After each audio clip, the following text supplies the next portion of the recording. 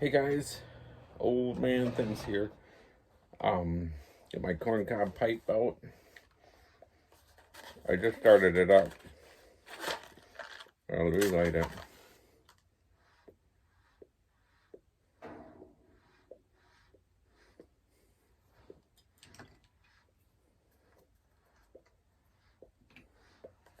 In the Fisherman's Nook, I thought I'd do a Monday night story. This one should be just a quick one. Having a cup of tea. I was thinking about this story the other day and I thought, I'll share that with you guys. My corncob pipe is a straight country gem.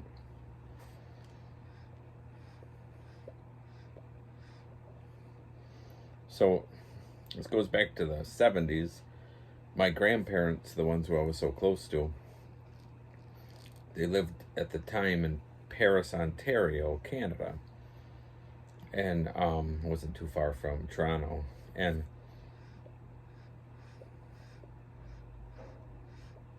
they had a Scottie dog, a male Scottie dog.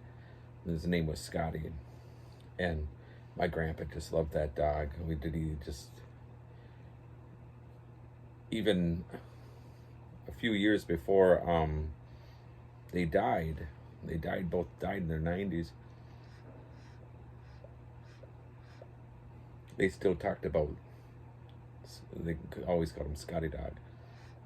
Well, then that was his name, Scottie dog, but they called him Scottie for short. But they had lots of dogs since, but they just loved Scottie dog. Anyways, he was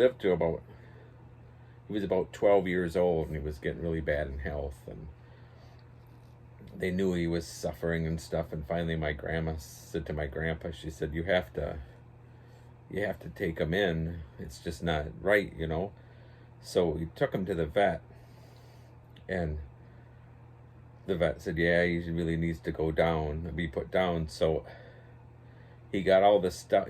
He said, why don't you stay in the room and say goodbye to him? So we got all the stuff and came into the room, and my grandpa was just sobbing and sobbing and sobbing. And the vet said to him,